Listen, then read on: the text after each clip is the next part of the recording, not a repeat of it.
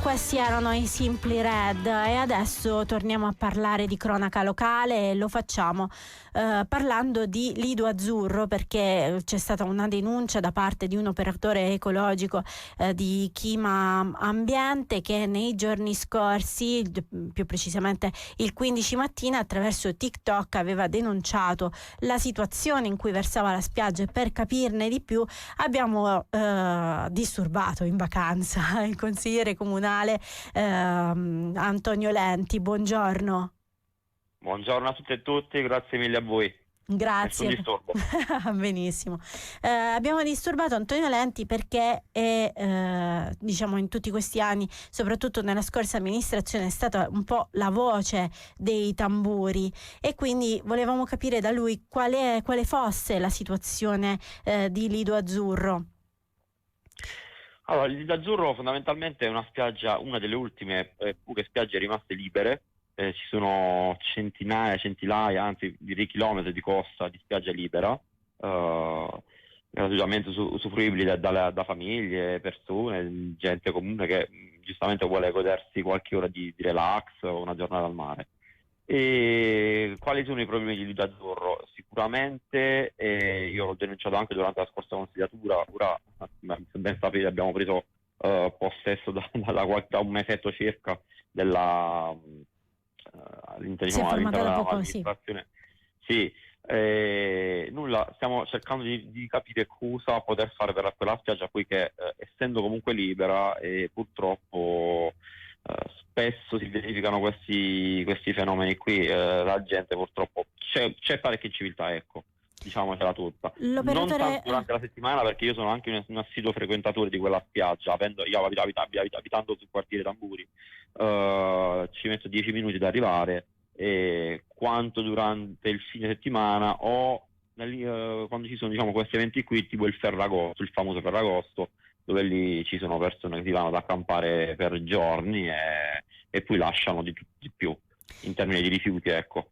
L'operatore ecologico denunciava il fatto che anche con 5 ore di straordinario loro, come la forza lavoro che c'era, non sarebbero mai riusciti a ripulire la spiaggia. Tra l'altro, sono d'accordo, no, perché lì poi ci vuole un'opera di bonifica, in quanto ci sono migliaia di persone che durante quei giorni invadono le spiagge e poi lasciano di tutto, di più. Anche noi lo scorso anno con dei ragazzi, dei volontari, abbiamo fatto una raccolta di rifiuti volontari all'interno di un piccolo tratto che porta a mare all'interno delle dune, ma ci sono volute davvero 30 persone, 3 ore per rimuovere davvero un piccolo pezzo di spazzatura, e lì ci vorrebbe davvero una bonifica e qualcos'altro in più anche.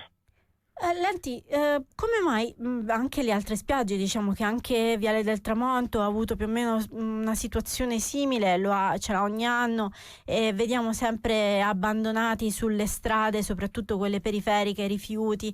Come facciamo a far comprendere, come fare a far comprendere ai cittadini il bene comune, perché di questo in fin dei conti che si tratta, tenere le nostre strade, spiagge, pinete, perché ogni volta che c'è un piccolo giardino ci vediamo sempre buste della spesa abbandonate, della spazzatura abbandonate. Come facciamo a far capire che siamo anche noi a dover modificare il nostro modo di essere? Perché insomma questa è la realtà. È proprio questa la grande sfida. Effettivamente, se è tutto viene tutto alla base, se noi non lasciamo la carta per terra, la spazzatura, è chiaro che poi non c'è nessuno che debba andare a toglierla.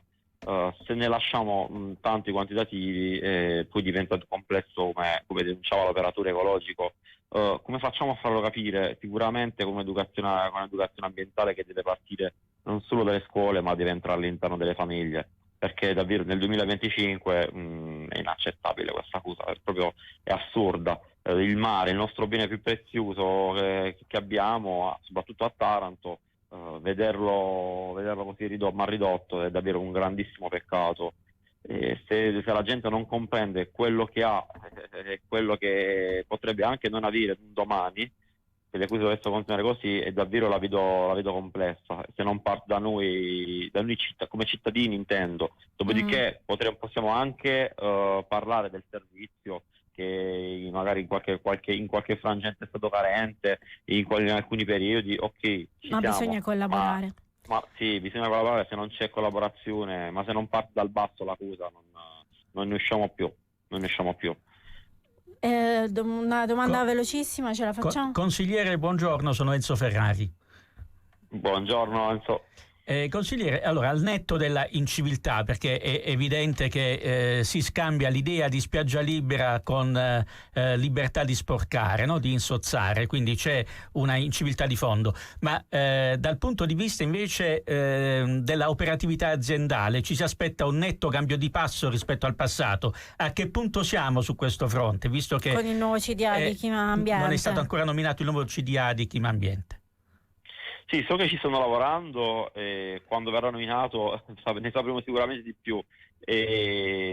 Avete ben visto che un mesetto e mezzo in cui si è insediata l'amministrazione abbiamo dovuto praticamente dedicare tutto il nostro tempo alla questione Ilva, al ministro Urso, che davvero ci lascia pochissimo altro tempo per quel che riguarda tutto il resto delle normali operazioni da poi poter svolgere in città. Della normale amministrazione. È davvero complessa questa cosa qui, è anche un po' svilente, sono sincero, perché poi la città deve essere amministrata sotto tutti i punti di vista, non lo è, e quindi ci stanno facendo vedere un po' troppo tempo dietro questa vicenda, che spero si possa chiudere il prima possibile, nel miglior modo anche possibile, ci mancherebbe altro, così poi da poterci dedicare subito, anche se so che contestualmente stanno già cercando di capire come organizzarsi e così via. Ci sarà sicuramente un nuovo contratto di servizi per quanto riguarda la partecipata AMIO, senza il contratto di servizi, il piano industriale, eventuali nuove assunzioni, perché comunque serve anche l'organico, poiché si è sotto organico e così via.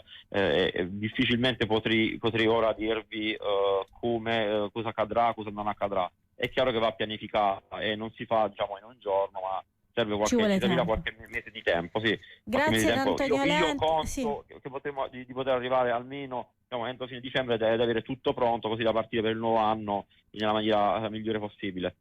Grazie ad Antonio Lenti, consigliere comunale Europa Verde AVS, e buona giornata. Grazie a voi, buona giornata. Buongiorno Taranto. Buongiorno Taranto. L'informazione del mattino. Cittadella Summertime, la radio e la TV di Taranto. Il ritmo della tua estate. Cittadella. New Hit.